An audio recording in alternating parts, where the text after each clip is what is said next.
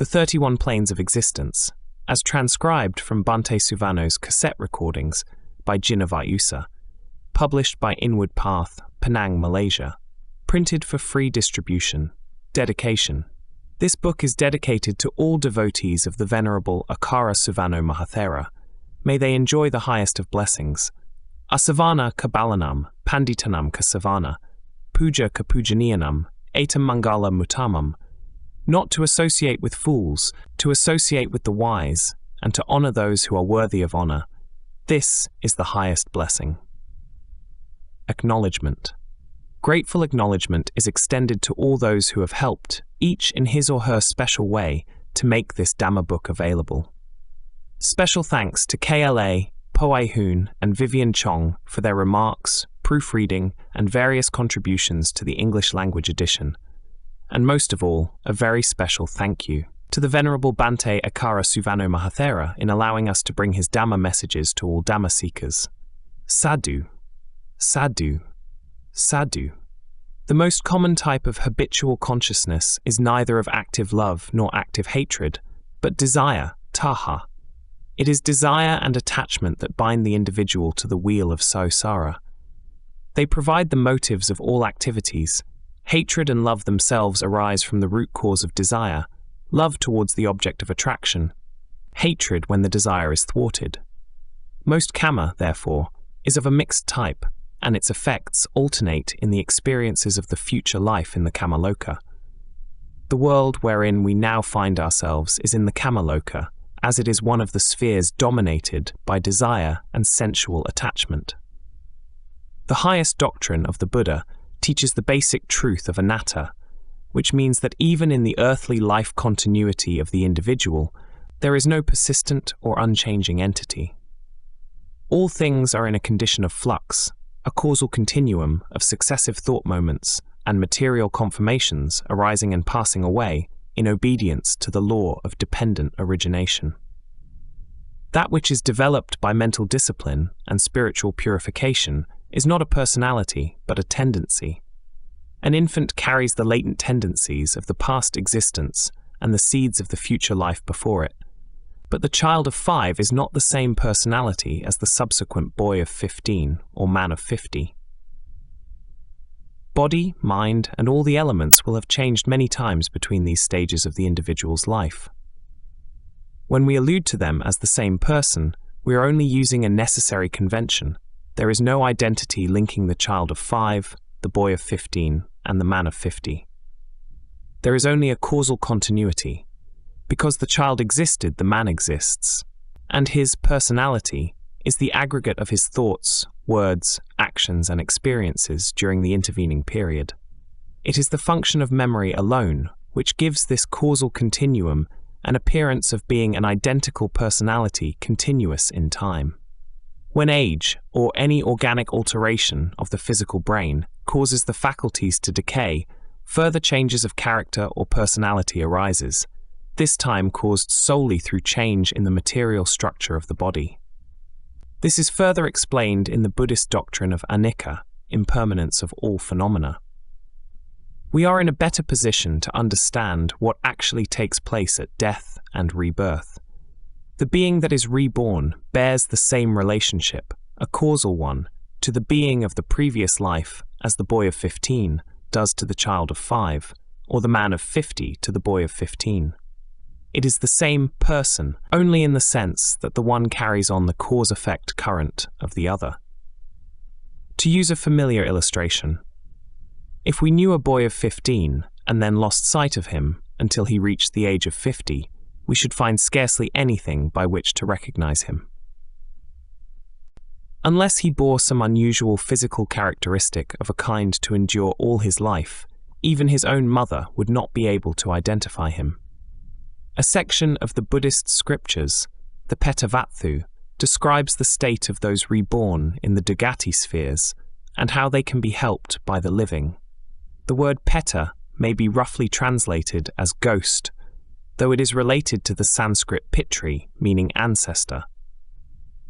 In the Theravāda, it is shown that those reborn in the spirit world nearest the earth plane often have an inferior type of consciousness, to that with which they were equipped in their previous existence.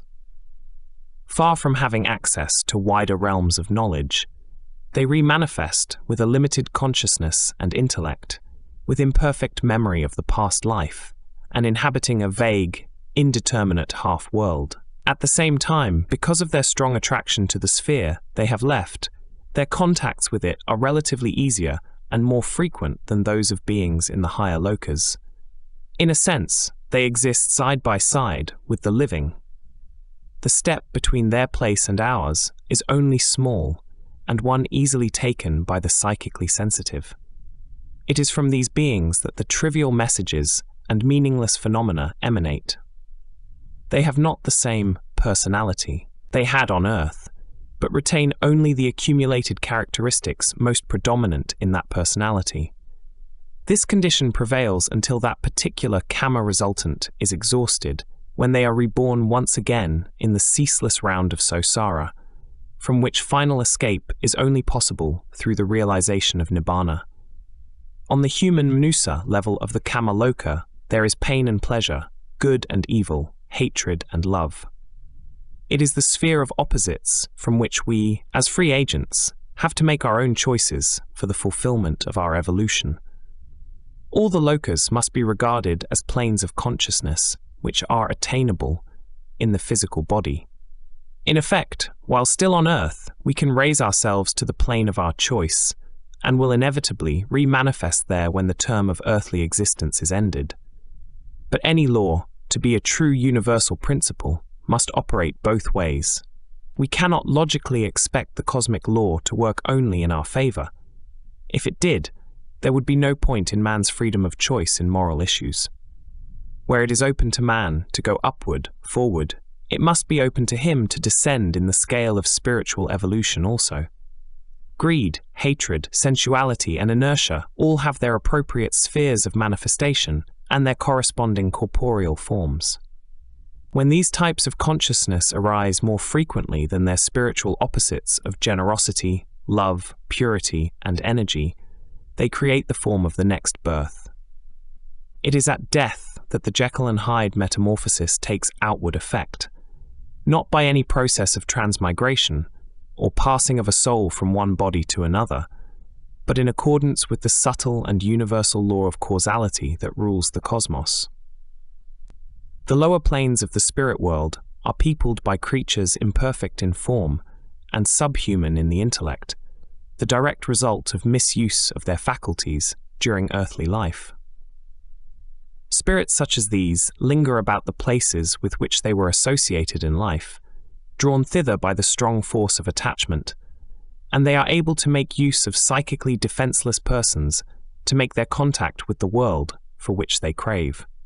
Themselves living in a dim and cheerless world, they seek to share the life they once knew, as a cold and homeless traveller looks with longing into a warm and comfortable room where friends are seated round a glowing fire.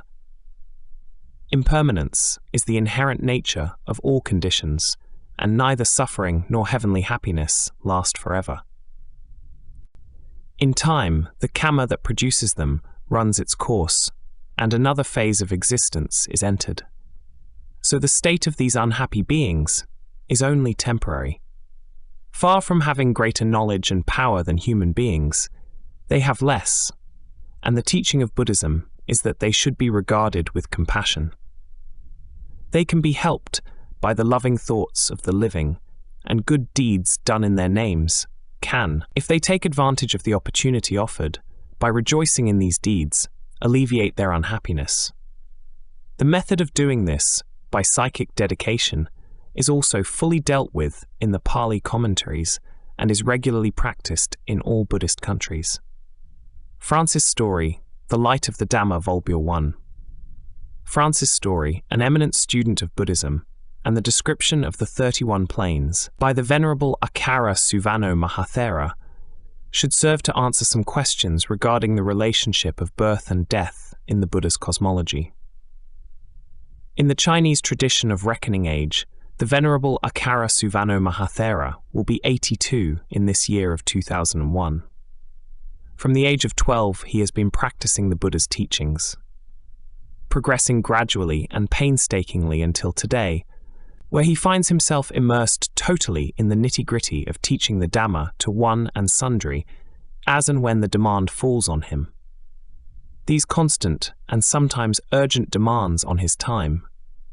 Sometimes the demand can come as early as 2 a.m., as when there is a knock on his door and he is called to the bedside of a dying devotee to chant for the favorable rebirth of said devotee, mean that his time is not his own.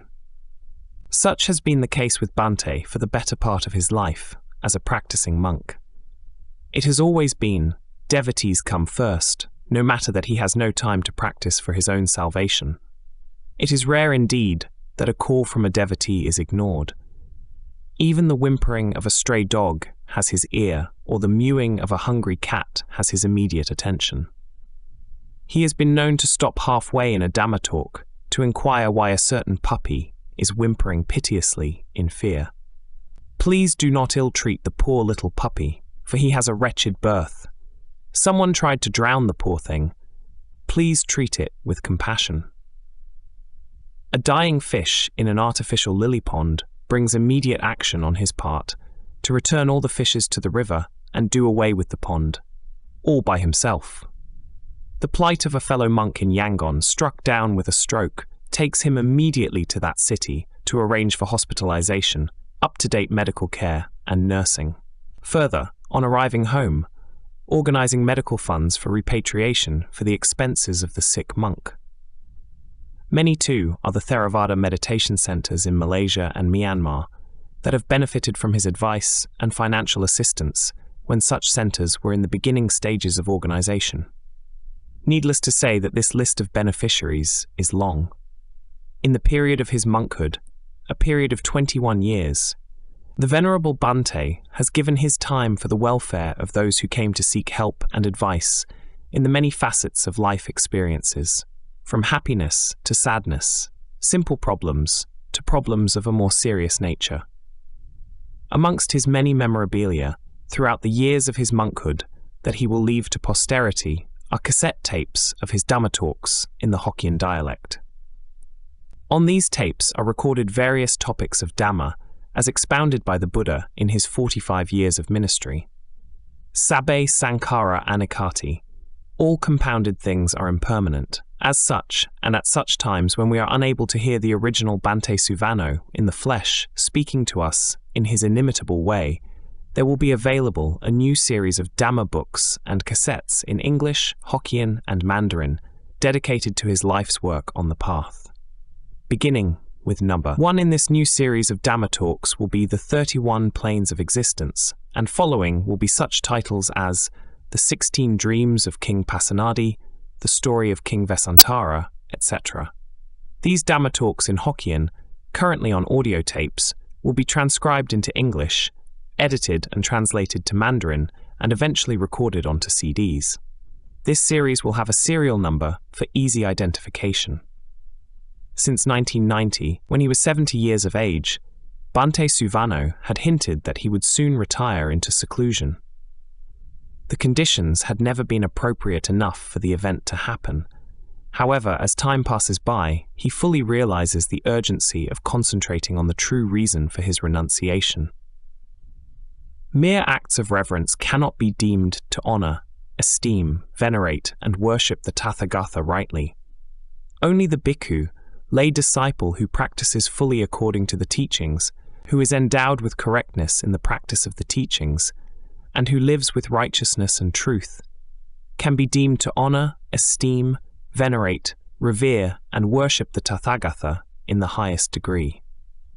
In the eyes of Bhante Suvanno, the highest degree of veneration is to practice vipassana bhavana, as recommended by the Buddha. In concluding this introduction to the new series of Dhamma books that are forthcoming, we on the editorial board can join our felicitations with all who shared in making this Dhammadutta possible, financially and service-wise, by wishing, Dear Bhante Suvanno, may safety and comfort in the Dhamma be your blessings, may goodwill and sincerity be your strength, may mental and physical well-being be the twin pillars of the bridge that takes you to the shore of Nibbana. Jinavusa, October 2001. the 31 planes of existence. Namo tassa bhagavato arahato sama sambuddhassa. Homage to him, the exalted, the worthy, the fully enlightened one. I have been asked to repeat my talk about the 31 planes of existence, which I had given some time ago. I did talk in general about that, and there is also a chart that I had organized, and it is appended here for your study. Today I shall explain each plane in detail, so you can be clear on the matter. These may well be my last few Dhamma talks, as it is my aspiration to pursue my goal of being a nobody, to retire into retreat and away from worldly pursuits. I believe that there are many of my Dhamma talks recorded on cassette tapes, and if there is an opportunity, please listen to my tapes. If you feel depressed or sad, take out my tapes and listen to the message. It may help you to know and understand the Dhamma better. It is my sincere hope that you will contemplate this Dhamma talk and understand the fearsomeness of hell. If you are constantly mindful of this, you will fear to do evil, and if you do no evil and abstain from thoughtless actions, you are on the correct path. The 31 planes of existence. In this context, existence means life or living. Planes means realms, levels or worlds, places. In Pali, the word loka is a near equivalent, as the English language does not have an exact translation. We can say that these realms are as much places as they are mental states. For example, if your mind is evil, nasty, or unwholesome, and you are constantly following your mind's will, then you are already living in the realm of hell. Furthermore, if you perform such unwholesome actions again and again without fear and without being mindful of the results, you will be reborn in a place of suffering, a hell realm. If you are honest, virtuous, and your mind is pure, and you constantly practice the wholesome acts of dana, sala, and bhavana, meditation, to develop your purity, then you are living in a heavenly state and are sure to be reborn in a clean, beautiful, and pure place, a heavenly realm, or even attain nibbana. This cosmology and natural law applies to all beings, not just Buddhists, for such laws or Dhamma are not inventions of the Buddha, but are natural and rediscovered by him when he became enlightened under the Bodhi tree. One thing that we should remember is that all beings, without exception, living in the different realms are impermanent. They do not live forever. Some beings in the heavens can live for aeons, but once they die in one realm, they will be reborn as another being in another realm, unless they have attained nibbana, which means that they don't have to suffer or be reborn in any of these realms. They have achieved non-existence. The inescapable law of karma guarantees that each and every one of our actions, whether it be of body, speech, or mind, has consequences in line with the skillfulness or otherwise of that action. We can often witness this process firsthand in our own lives.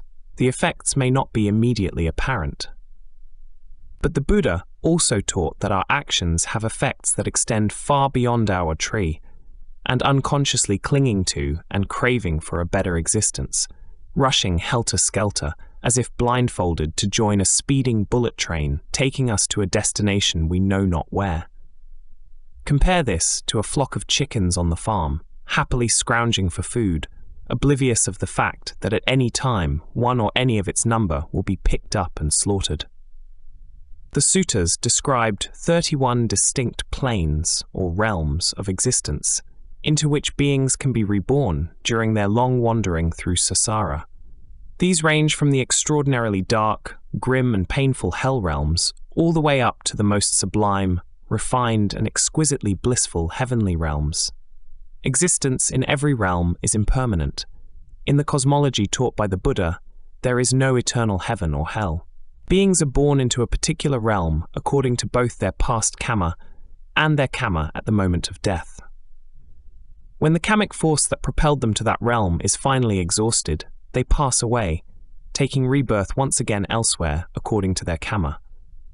And so the wearisome cycle continues on and on into the deepest recesses of infinity. Present life, determining the quality of rebirth after death.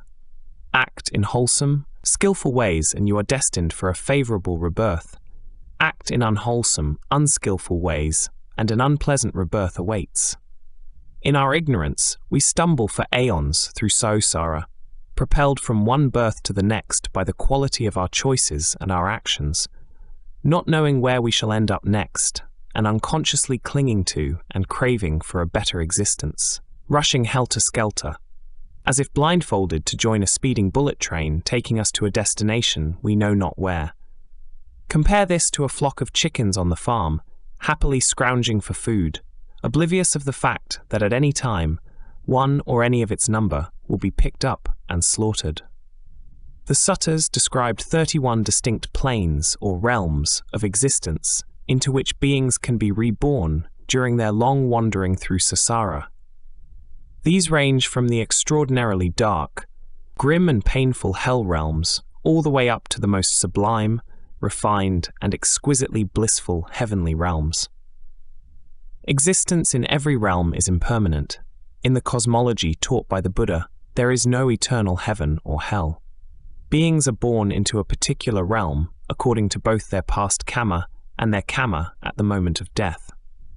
When the kamic force that propelled them to that realm is finally exhausted, they pass away, taking rebirth once again elsewhere according to their karma, and so the wearisome cycle continues on and on into the deepest recesses of infinity. In these 31 planes, 11 realms are dominated by the 5 senses, which includes our own human realm, 6 other realms occupied by devas, and 4 realms of suffering. The lowest plane being hell, niraya, and, in ascending order, the animal world, the world of the Peta or hungry ghosts, and the world of the Asura. These are the planes of suffering where there is no opportunity to gain merits. Unfortunately, these planes are the most populated, bursting at their seams with beings reaping the fruits of their past evil deeds. We must understand that in these 4 woeful planes, the most fearsome is hell, there being 8 major hells, 5 minor hells, and various sub-hells. In certain hell situations, there is no let-up of suffering for even one moment. Going beyond these 11 are another 16 realms of devas and gods of various classifications. And finally, there are the 4 pure abodes of formless gods, where the lifespan is so long that it appears to be timeless. Because of this length of time, certain gods whose lifespans are much longer than others have the idea that they are immortal, having seen so many others coming and going, whilst they themselves are still around. The Buddha further said that these 31 planes of existence exist not only in this universe, but are found amongst millions of other world systems or universes. Every system or world has its 31 planes of existence. This unique universal truth was realized by the Buddha on his enlightenment 2,500 years ago. It is perhaps worth mentioning that only the Buddha was able to discover this unique truth through the process of a method or discipline known today as vipassana bhavana, or insight meditation. Thus far, no other religious teacher has been known to propound and teach this unique natural law.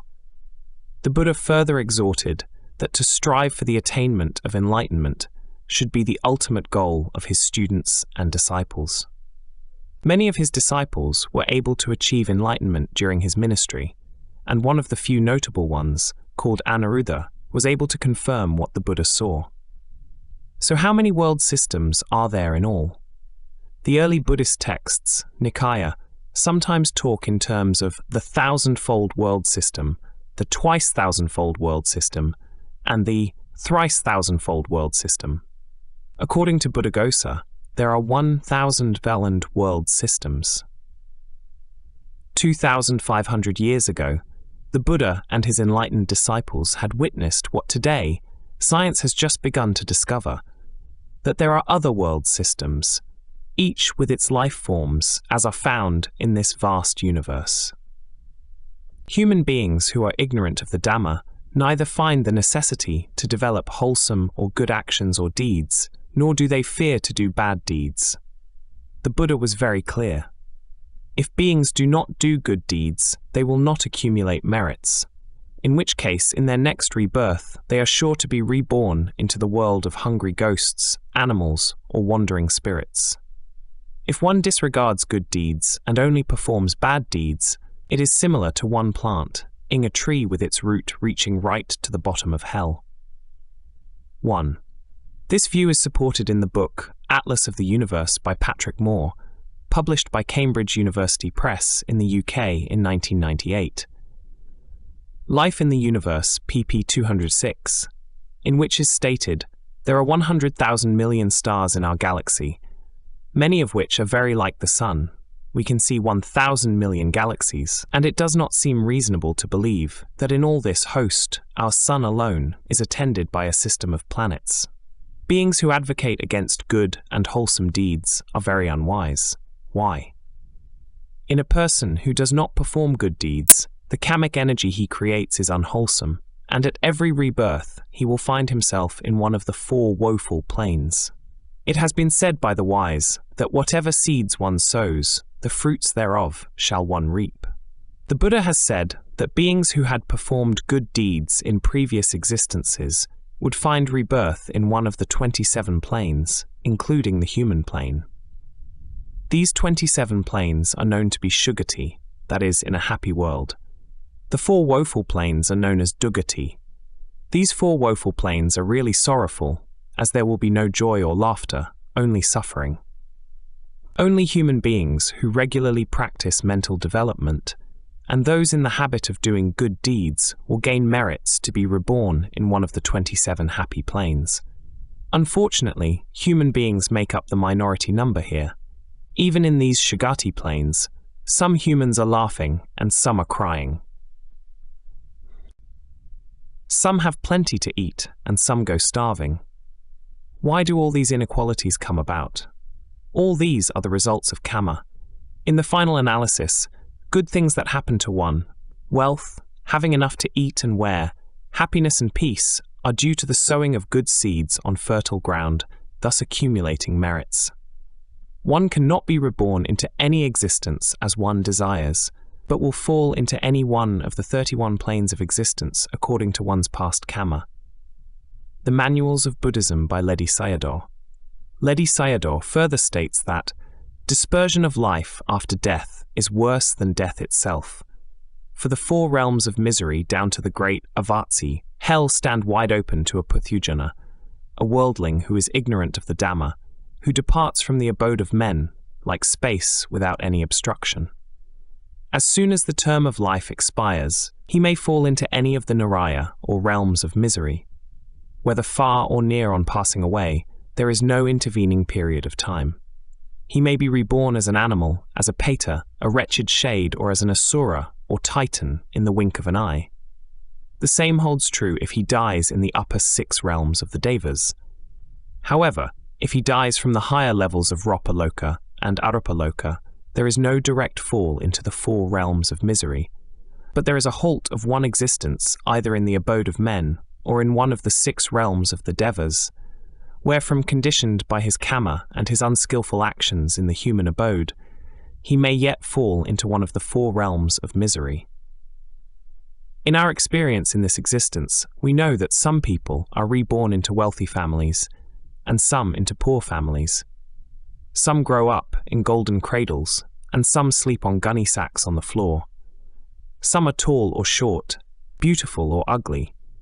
Some are stupid, and some are intelligent. All these inequalities, the Buddha explained, are the results of the merits or demerits of the actions of dana and generosity done in our previous existences. Giving dana, keeping of precepts, and practicing meditation are good, wholesome deeds. If human beings practice these 3 good and wholesome actions, they will stand very good chances of finding rebirth in happy planes. These 31 planes are divided into 3 types of worlds. 1. Kamaloka or Kamabhava, the sensuous world, 11 planes. 2. Rupaloka or Rupabhava, the world of form fine material world, 16 planes. 3. Arupaloka or Arupabhava, the formless world, immaterial world. Kamaloka, the sensuous world. The sensuous world is finely divided into the following planes. A. Kamadati, B. Kamasugati. A. Kamadugati Bhumi, the 4 states of deprivation, apaya, are as follows. 1. Niraya, hell. These are realms of unimaginable suffering and anguish, described in graphic detail in Majjhima Nikaya 129 and 130.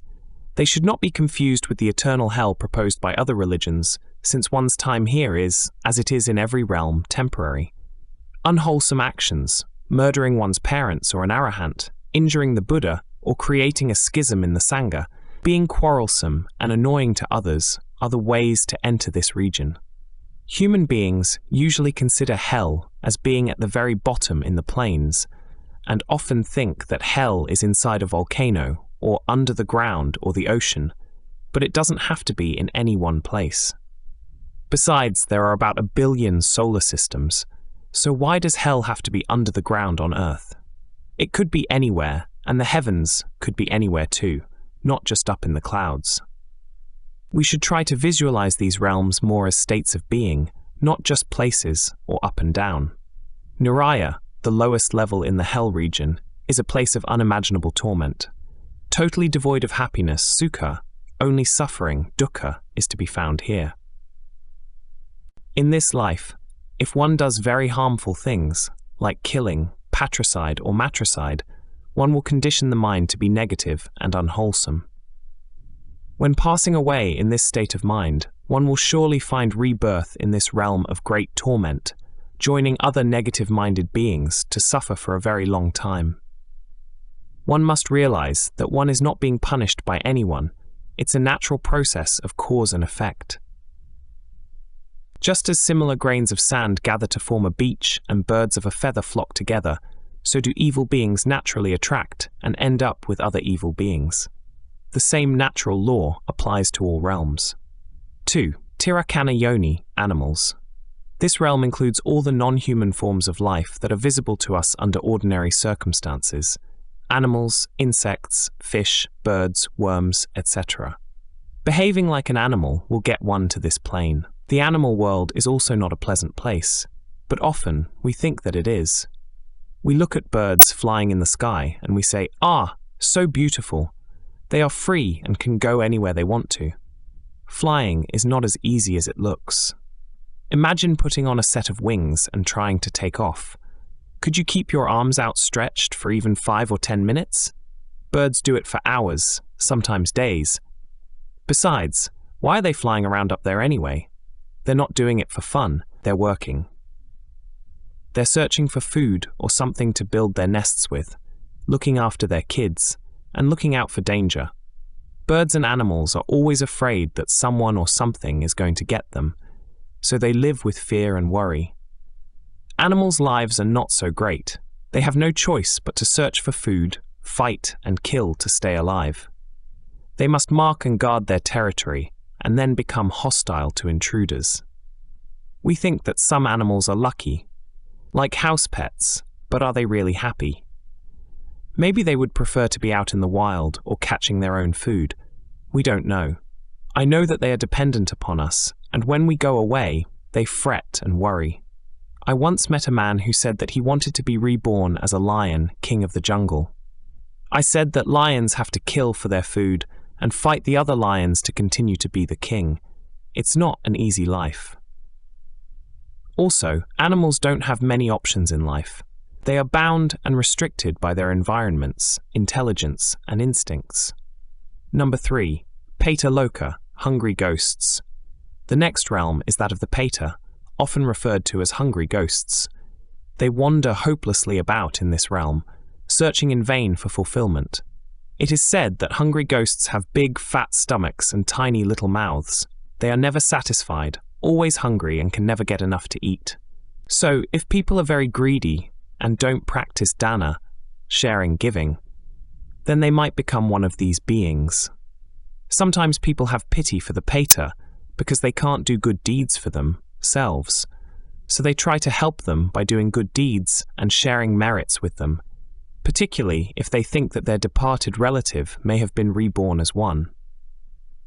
Generally speaking, ghosts are the humans who have a very strong attachment to human existence or a particular place, and although they are dead, they can't leave. I think that friendly ghosts exist in this realm too, the ones who have lost their way, or those who died suddenly and don't know that they're dead yet, or who have unfinished business to do. For these trapped beings, metta, loving kindness, from us will help them along. There's no need to be afraid of ghosts. Number 4. Asura, Titans. Asura, demons or titans, are powerful and warlike, but it seems that they don't harm humans. These demons, titans that dwell here, are engaged in relentless conflict with one another. Some people are afraid of these beings, but few beings can go from one realm to another. We can't spontaneously become animals, or just go and visit heaven or hell and come back again, neither can they. So do not be afraid, be friendly. These 4 lower realms are unhappy or dukkha, suffering realms. There is no chance to be good or to do good. When we do metta bhavana, loving kindness meditation, and we say, may all beings be happy and peaceful, healthy and strong, it includes all of these beings too. B. Kamasagati Bhumi. After the 4 woeful planes, there is the human plane and 6 other planes of heavenly gods, the highest of which is Paranamita Vasavati, the abode of the gods who make others' creations serve their own ends. 5. Manusa Loka. Human beings, world of human beings, you are here for now. Rebirth as a human being is extraordinarily rare. See Sutta Nikaya Ella 48. It is also extraordinarily precious, as its unique mix of pleasure and pain facilitates the development of virtue and wisdom to the degree necessary to set one free from the entire cycle of rebirths. The attainment of stream entry, Sotapatti, guarantees that all future rebirths will be in the human or higher realms.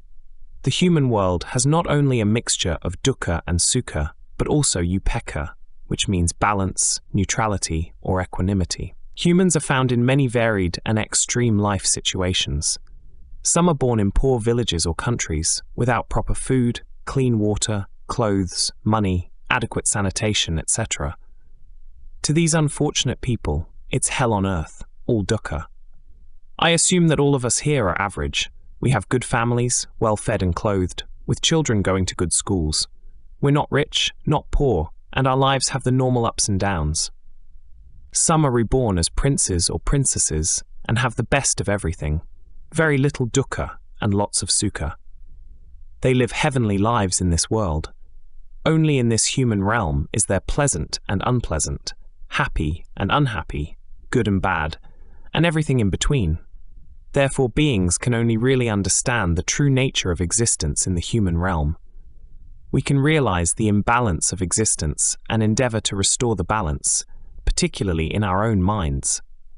It is pointless to debate whether these realms are real, or whether they are merely fanciful metaphors describing the various mind states we might experience in this lifetime. The real message of this cosmology is simply this. Unless we take steps to break free from the iron grip of karma, we are doomed to wander aimlessly in samsara, with genuine peace and satisfaction always out of reach. The Buddha's Noble Eightfold Path provides us with precisely the tools we need to break out of this cycle, once and for all, to true freedom. 6.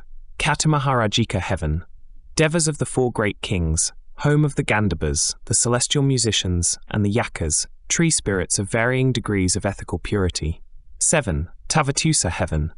The 33 gods with Sakka, Indra, as their king, a devotee of the Buddha, presides over this realm.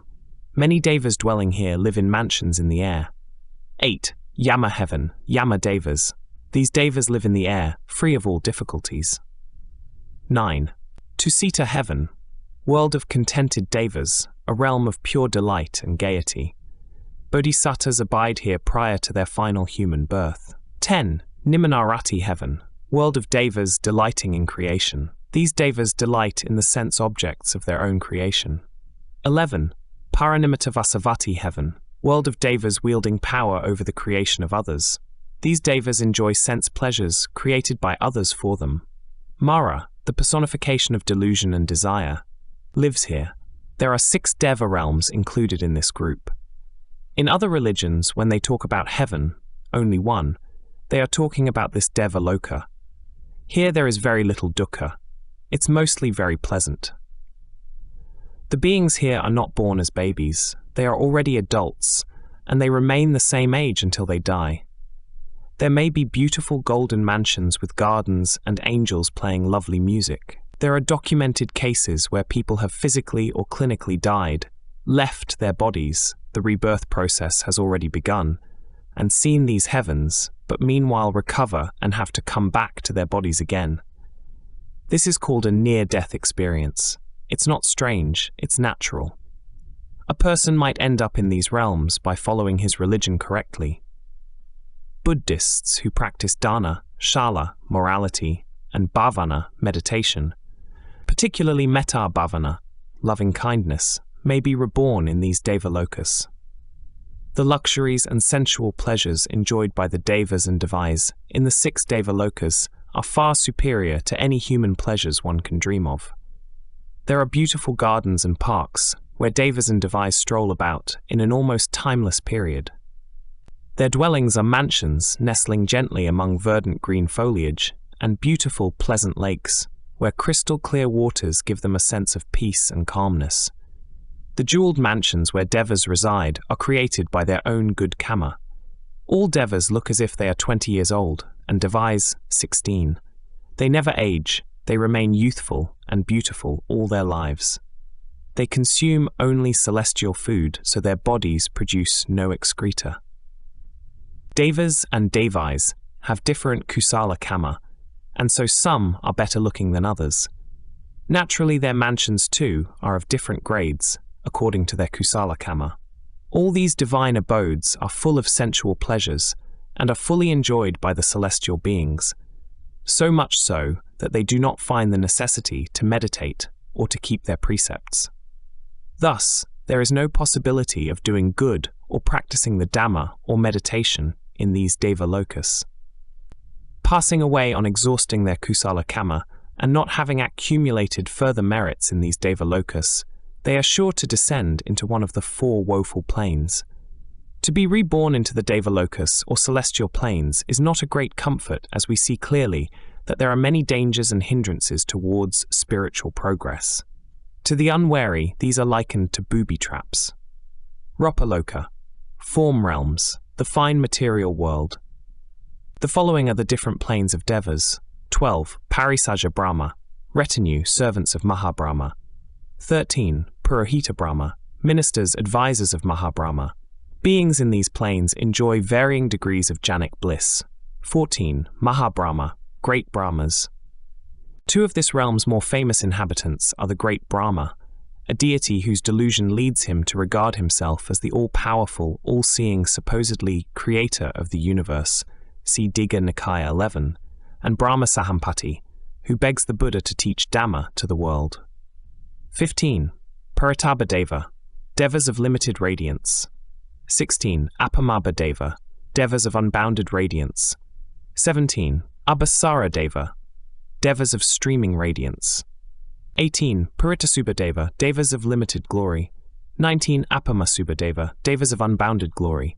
20. Subhakyuadeva, devas of radiant glory. 21. Vahapfaladeva, very fruitful devas, they enjoy varying degrees of jhanic bliss. 22. Asasata, mindless beings, only body is present, absence of sana satasika. 23. Avihadeva, devas not falling away, they live their full life span. 24. Atapadeva, untroubled devas, they are not troubled by the 5 hindrances. 25. Sudasadeva, beautiful devas, they have magnificent beautiful body forms. 26. Sudasi Deva, clear-sighted devas, they see things with ease. 27. Akanandeva, peerless devas, beings who become non-returners in other planes are reborn here, where they attain arahantship. In these 16 planes there are no females, all are males, and when one is reborn, there one becomes a male. And there is no attachment or emotion because there is no sex, no greed, and all sensuous feelings are non-existent. They are very peaceful beings, and they live very pure lives, free from all thoughts of sensual pleasures. In their existence as humans, they had preferred the solitude of meditation in quiet places, away from town centers, cities, houses, villages, and monasteries. remote from worldly and sensual pleasures. Most religions teach that there is one God who creates everything and is the ruler of all. In Buddhism, we don't say that there is just one God, but we say that there are many gods, in many godly realms. Buddhists don't pray to or worship any of these beings. Remember that it is very rare that beings can go from one realm to another. In the same way, the gods don't rule over humans, they rule over the heavens. The gods and divine beings, not having achieved enlightenment, still have pride and ego, and like to have large retinues or attendants. Thus, most religions form around the belief that there are eternal and omnipotent beings that create and rule over everything and everyone. Buddhists don't live in the shadow of or obey any beings with selfish pride. Everyone has the power to become enlightened, which is greater than mere godly status.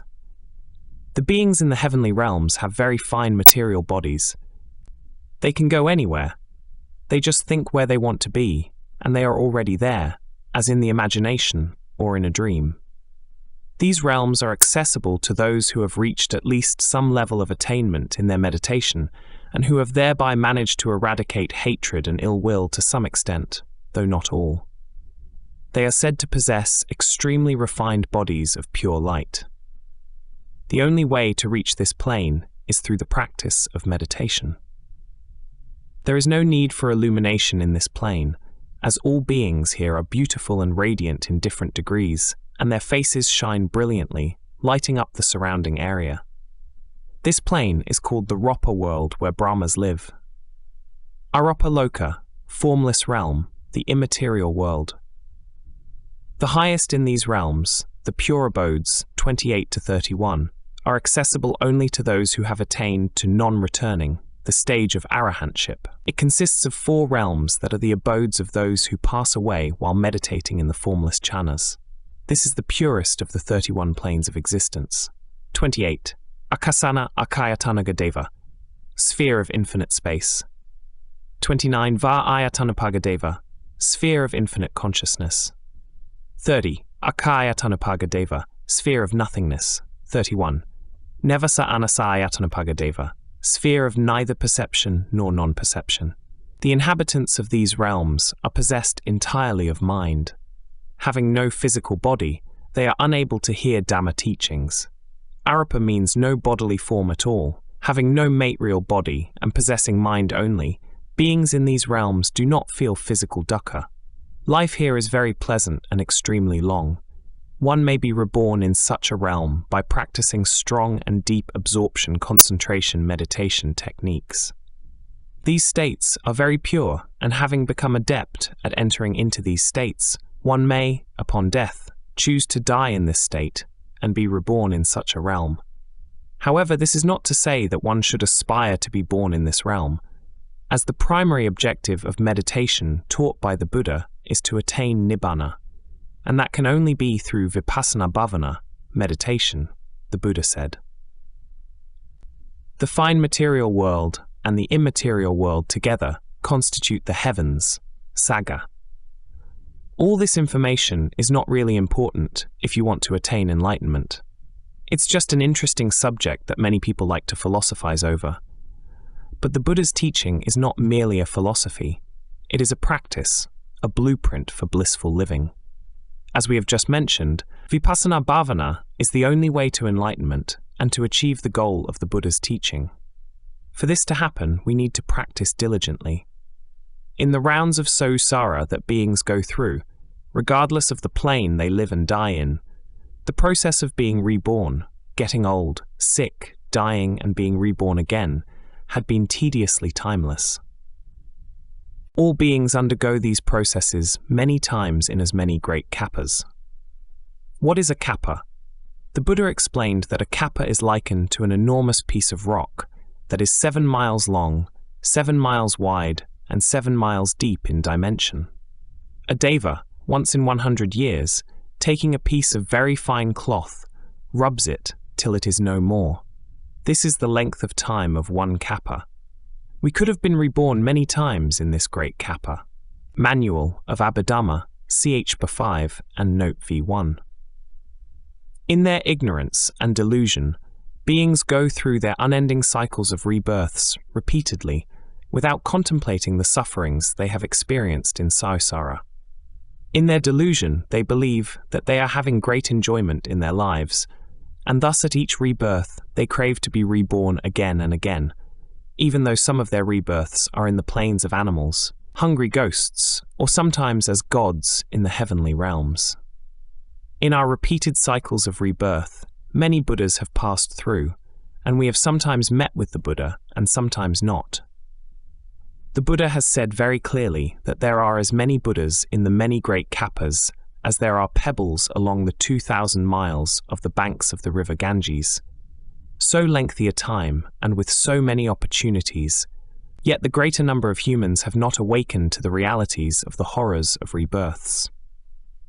In their ignorance and delusion, the Buddha said, human beings are unable to realize and remember any single vestige of the sufferings they had experienced in their previous existences. And in their deluded cravings for and clingings to sensuous pleasures, they are inevitably reborn to a world where their cravings, clingings, and kama take them. Human beings especially have experienced so many losses of loved ones in their many existences that the tears they have shed are more than all the waters of the oceans in this present world. Yet they are desirous of rebirth. The Buddha also said that humans are normally desirous of doing unwholesome deeds rather than wholesome deeds. When they are about to die, in the last death moment, when they see that they are going to be reborn into one of the 4 woeful planes, only then are they repentant and pray to be reborn into the human world. That is then too late. The Buddha had often said that to be born as a human being is a very rare feat. One of his disciples then asked the Buddha how rare was the occasion, and to give an example for clarification. The Buddha said, "Monks, suppose that this great earth were totally covered with water, and a man were to toss a yoke with a single hole therein. A wind from the east would push it west, a wind from the west would push it east, a wind from the north would push it south, a wind from the south would push it north. And suppose a blind sea turtle were there. It would come to the surface once every 100 years. Now what do you think? Would that blind sea turtle, coming to the surface once every 100 years, stick his neck into the yoke with a single hole? It would be a sheer coincidence, Lord, that the blind sea turtle, coming to the surface once every 100 years, would stick his neck into the yoke with a single hole." Majjhima Nikaya 29:24. It's likewise a sheer coincidence that one obtains the human state. It's likewise a sheer coincidence that a Tathagata, worthy and rightly self-awakened, arises in the world. It's likewise a sheer coincidence that a doctrine and discipline expounded by a Tathagata appear in the world. Now this human state has been obtained. A Tathagata, worthy and rightly self-awakened, has arisen in the world. A doctrine and discipline expounded by a Tathagata appears in the world. Therefore your duty is to contemplate. This is stress. This is the origination of stress. This is the cessation of stress. Prosody rate %. This is the path of practice leading to the cessation of stress. Saryutta Nikaya, LVI 48. So it is the same in our repeated rebirths. We are ignorant and hold many wrong views, and because of these we have done many wrong and unwholesome deeds. In the many lifetimes that we passed through samsara, we may have by chance met with the Buddha Sasana once or twice at best, at which time we may know the truth. We are repeatedly reborn into this world, where the strong will destroy the weak, and the intelligent will despise the not-so-intelligent. The world we are born in is a very materialistic world, and sensuous desires are very corrupting. To be reborn as a human being is already a very rare occasion. To be reborn as a human being in a Buddha sasana with the knowledge to practice the Dhamma is much more singular and unique. Maybe once in 1,000 rebirths are we able to be so fortunate as to have that happen to us, as explained by the Sayadaws Ledi and Mahasi. There are also times when there will not be a Buddha sasana. These then will be very bleak times indeed. In our repeated rebirths, the Buddha said, we carry with us many wrong views. In some rebirths, we are against the Buddha's teaching. Sometimes in our meditation or when we are chanting, our subconscious shows up, and we find that we have antagonistic thoughts of the Buddha. These thoughts are not of our own thinking, but due to the wrong views that we may have held in the Buddha Sasana in countless previous lifetimes.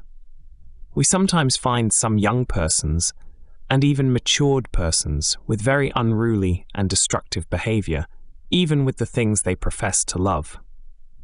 This is because of the results of unwholesome actions accumulated through many lifetimes. Rising from the depths of their subconscious in this present lifetime, characterizing their every word and action. These results of past unwholesome actions cause much suffering and give rise to defilements which color their present deeds. What are these defilements? They are greed, anger, or hatred, and delusions. Because of these defilements, their words and actions will be tainted. Some speak with barbs in their words, and some act without restraint. Most importantly, we must be aware and mindful of the defilements of greed, hatred, and delusion. Not to be associated with an entity such as I, me, or mine. All these I's, I am so-and-so, my father is so-and-so. All these are very strong egoistic references to self, and the Buddha has called this Sakayadinyi, the wrong view of self. I drives I to perform unwholesome action that will cause endless suffering to I. Thus, the most important goal of the meditator or yogi in meditation is to destroy this false concept of I. If one does not have the wrong view of I, one does not place importance on I. Example, noticing some beautiful floral arrangements, one may wish to commend those responsible for arranging those flowers so beautifully. When addressed thus, the person who did the job, if of a strong self-centered personality, will probably remark that it was he or she who did the job. I did it, it was all my own work. The one without wrong views of I will probably say, this is my first attempt and is not good. So-and-so taught me the work. You should see her arrangement. It really is very good. Comparing the two individuals, one with strong view of self and the other not so, you can see which speech is more hurtful to the ears of the one who hears. Pride of self-concept can be very dangerous and harmful, and it can lead to misunderstanding and conflict of egos. Mahasi Sayadaw and Ledi Sayadaw have said that those who understand the nature of suffering and are knowledgeable of the Dhamma fear the results of unwholesome actions and will refrain from doing anything of that nature. Those who are not knowledgeable of the Dhamma are not exempt from the sufferings resulting from unwholesome actions. If their excuse is that, since they do not know about the Dhamma, they should not be affected due to their ignorance, they are sadly mistaken, because what the Buddha taught are universal laws and will affect everyone, whether one is aware of it or not. There are those that hear the Dhamma but still continue to do their unwholesome actions. These are people that are asking for trouble. Just imagine those that leave this hall today. As they go out, they will have to pass through railings on the left and right. One group knows that the railings are burning hot. Another group does not. Those that know will, of course, not touch the railings, but those that don't will grab the railings and thereby get themselves burnt badly. In the eyes of the law, ignorance of the law is not a valid defense.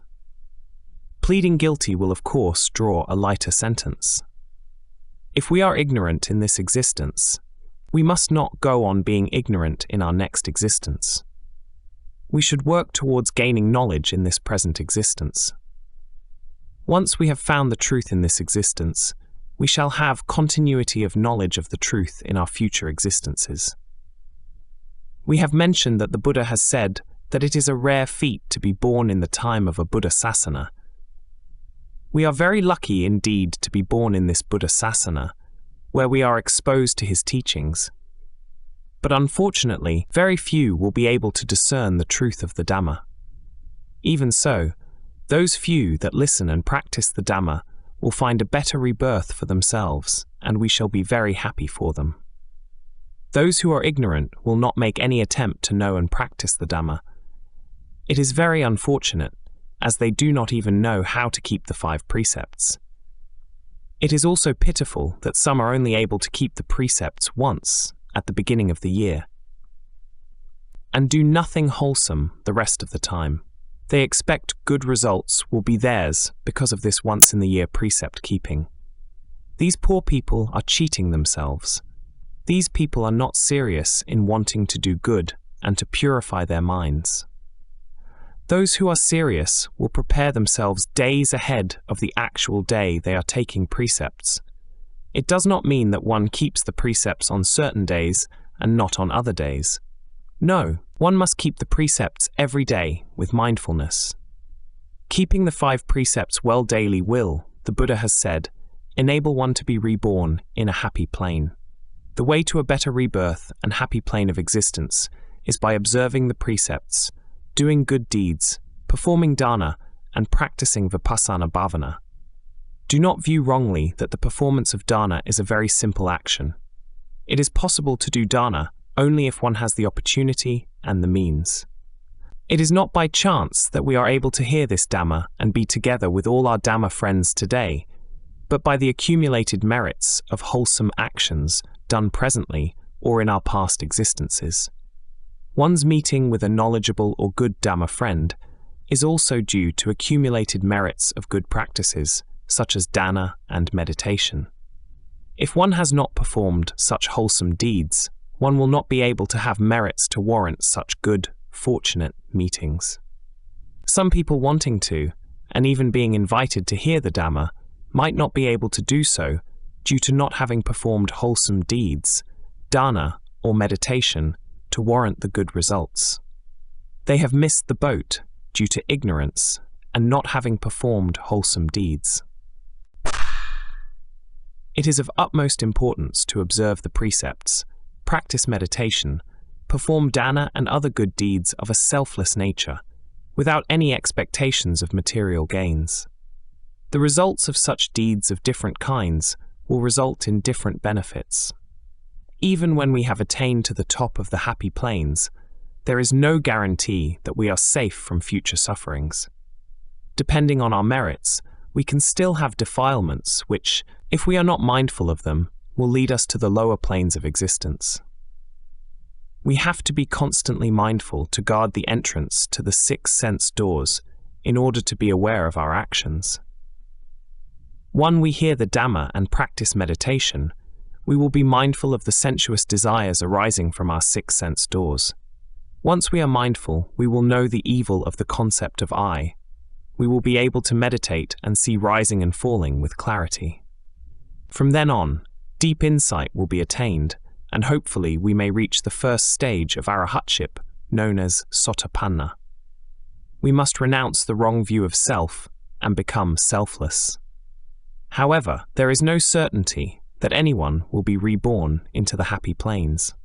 Many instances have been documented and talked about by various authorities and ordinary people in what they themselves believe are near-death experiences. They have described what they have seen, which corresponds with other unrelated instances.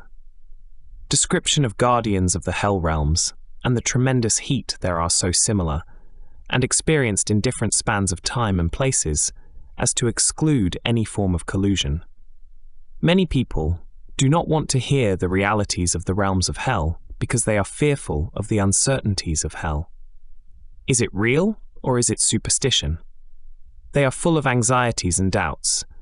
They choose to ignore the facts, believing in the edict, ignorance is bliss, or due to a guilty conscience over dark matters deep in their minds. These are fatalistic people who only see the negative side of any situation. They fail to realize that the beginning of fear can lead to wisdom, the wisdom to stop doing unwholesome actions and start doing good. All beings reap the fruits of the seeds they sow, and are given rebirth by and according to their kamic results.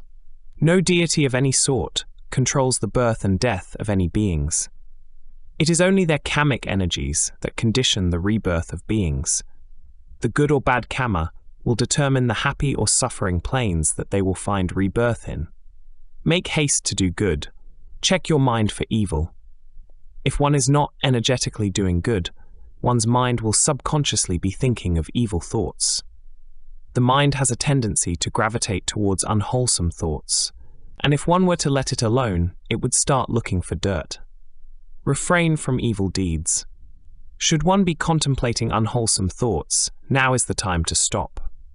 One should not find pleasure in evil. Brush off even a simple act of evil. Buddha says there will be painful suffering if one does not stop contemplating doing unwholesome deeds. In the process of performing good deeds, the thoughts of evil or unwholesome actions will not enter one's mind.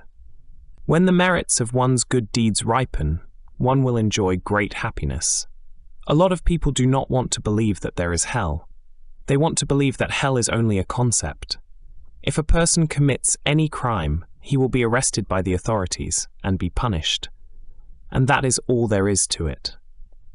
There is no such thing as atoning for committing bad deeds when on your deathbed. Some people may use this excuse to assuage their conscience. As an answer and consolation to their sufferings, they will find various reasons for their happiness. They will believe that happiness is what they have achieved on their own.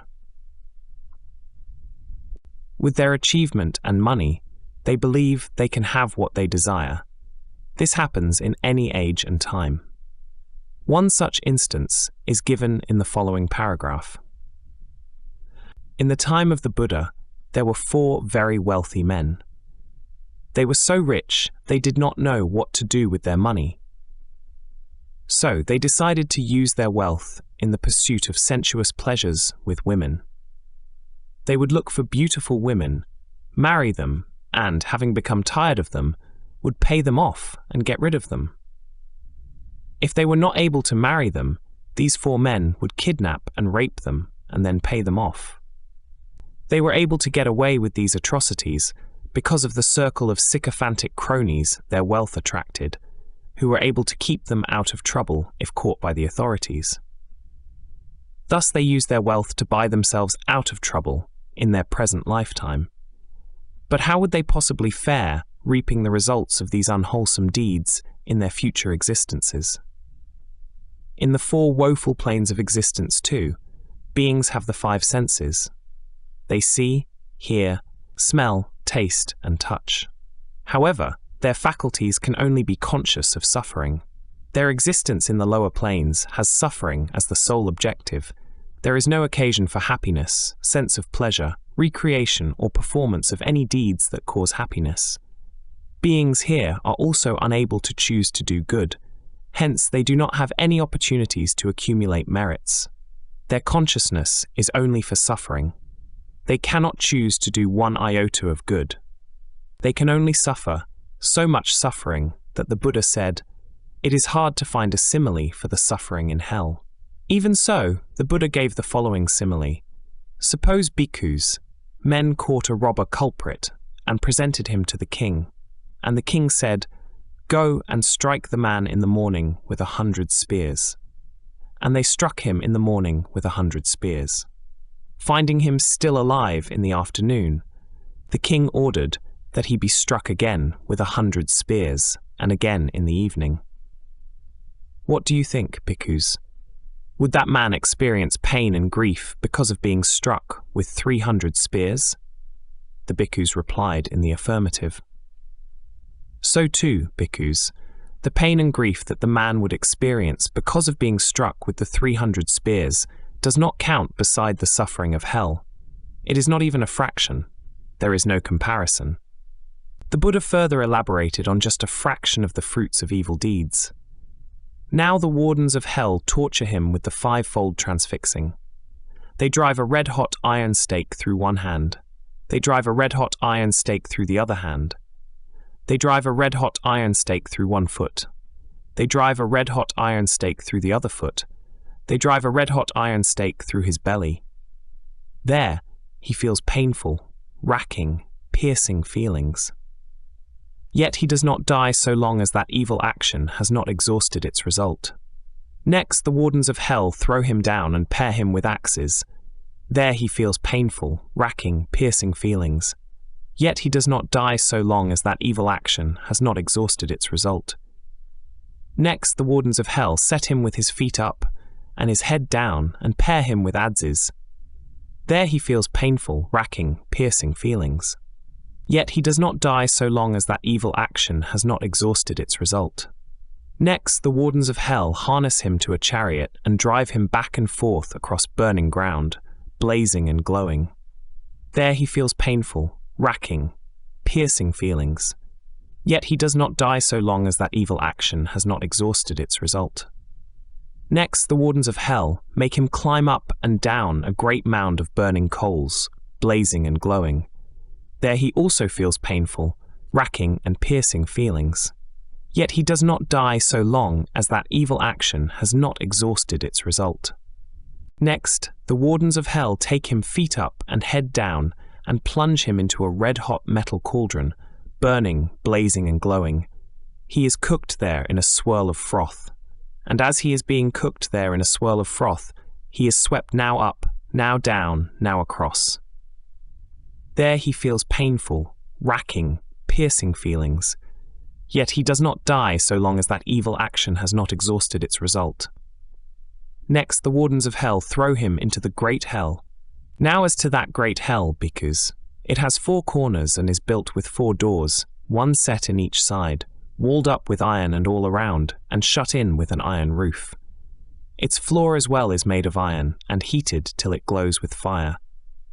The range is a full 100 leagues, which it covers all pervasively. Yes, hell is very real indeed. It can be likened to a huge furnace, flames shooting out from all sides, including top and bottom. Doors lead to and from this furnace, like chambers. There are altogether 8 chambers. The flames are constantly burning, and there is no switch to shut off the flame and the tremendous heat. Ledi Sayadaw, who is known to be very advanced in his practice, says that those beings in hell have their bones, nerves, flesh, heart, lungs, brains, etc. burning hot, and the skins are so hot that flames shoot out from them. In hell they will remain for hundreds of thousands of years, even millions of years or trillions, decillions of years too. There they will remain experiencing sufferings. There are many beings in hell, just like mustard seeds packed into a bamboo tube. Bhikkhus, I could tell you in many ways about hell, so much so that it is hard to find a simile for the suffering in hell. Majjhima Nikaya 129.7. For more descriptions of the results of wrong deeds, see Visuddhimagga Y156. Thus said the Buddha, the suffering in hell is great indeed. Being forewarned by no less a person than the Buddha, we humans have the good fortune to be able to choose our course of action in this present existence, to determine in a big way the degree of happiness or suffering in our future existences.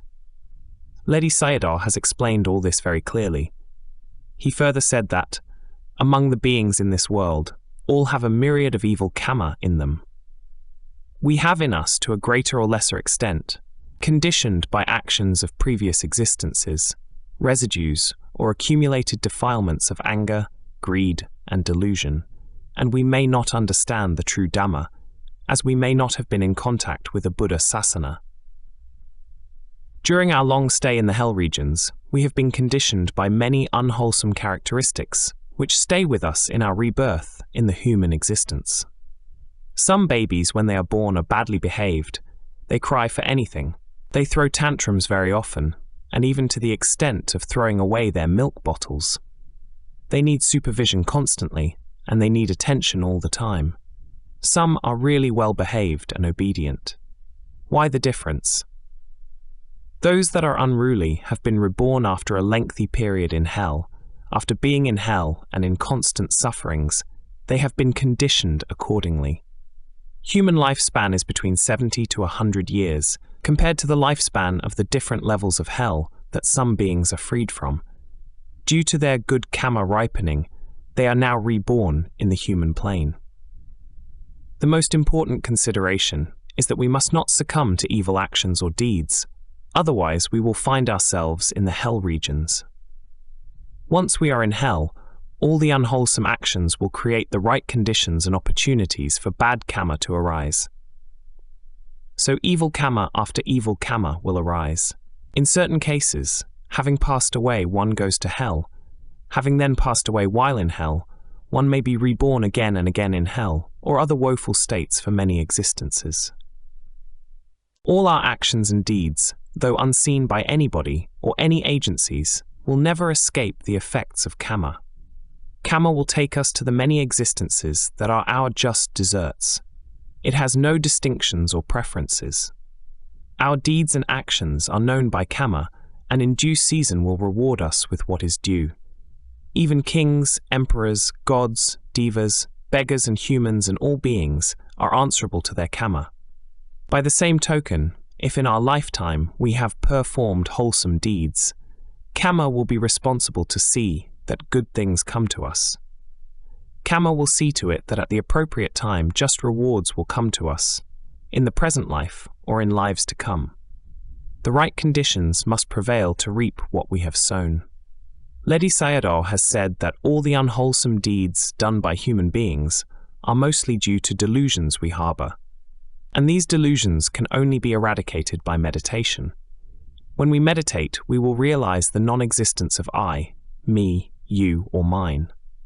Once we have realized that, most of the delusions will not arise in us, in which case we will have attained Sotapatti, the first step towards our final goal.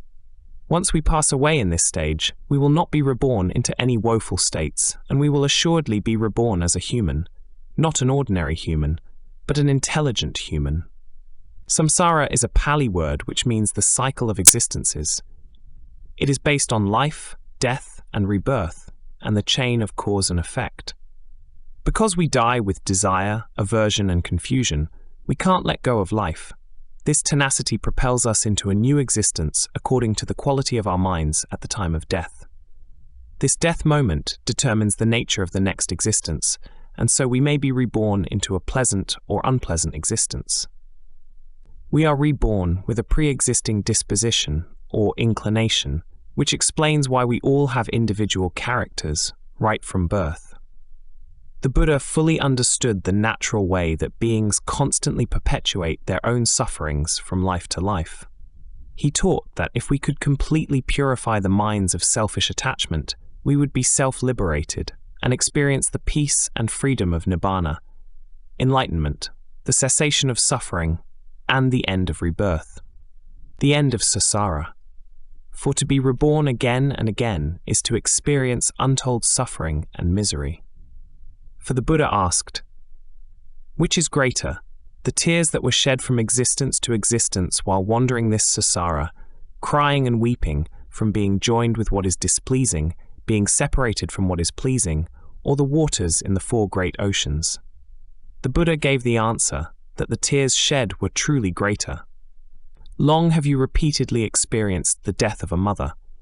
The tears you have shed over the death of a mother while wandering this long, long samsara, crying and weeping from being joined with what is displeasing, being separated from what is pleasing, are greater than the waters in the four great oceans.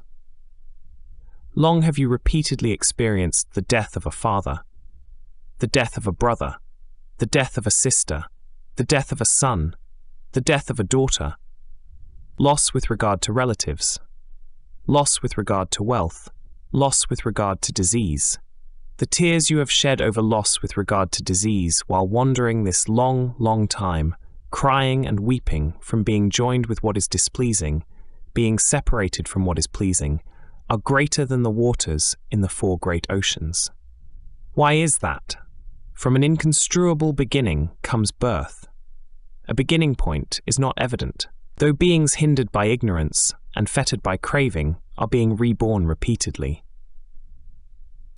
Long have you thus experienced stress, experienced pain, experienced loss, swelling the cemeteries, enough to become disenchanted with all fabricated things, enough to become dispassionate, enough to be released. Sutta Nikaya, Part 2, Part 3. This brings us to the question, how enduring is samsara? Is there a beginning and does it end? Is it eternal or not eternal? 3. A group of astronomers stated in the early universe, a paper in the Atlas of the Universe, that they worked out a theory to be called the continuous creation or steady state theory, in which they picture the universe as having no beginning and never coming to an end. There is an infinite past and an infinite future. These selfsame questions and others were contemplated by the monk Malunkyaputta, and he went to the Buddha with the intention of getting an answer from him, or else he would not continue being a monk. Majjhima Nikaya 63. The Buddha refused to give him an answer, but rather declared that he could not see any conceivable point where the beginning was and the ending thereof. To render a simile of the timelessness of Sayusara, he turned to the group of monks he was addressing and inquired of them which they thought was greater: the mother's milk they had drunk in the course of their long travels in Sayusara, or the waters of the 4 great oceans of the world. He stated that the mother's milk they had drunk was the greater, thus demonstrating the lengthy duration of Sayusara. Therefore, it would appear that we have wandered in Sayusara from birth to death, from death to rebirth, again and again for so great a number of aeons that should we have been conscious of it, we would surely have stopped doing so. He further said to Malunkyaputta why he had not made known the answers to those questions. And why, Malunkyaputta, have I not made known the answers to your questions? Because it is not beneficial and does not belong to the fundamentals to leading a holy life. It does not lead to dispassion and disenchantment, to cessation, to peace and to nibbana. Thus have I not declared it to you. The Buddha knew many things, but he did not want to burden people with unnecessary knowledge that did not serve to lead them to nibbana. Why do we wander in Sayusara? It's because of not understanding and not penetrating 4 things that you and I have wandered on for such a long time. Which 4? Suffering, the cause of suffering, the cessation of suffering, and the path leading to the cessation of suffering, i.e. the Noble Eightfold Path.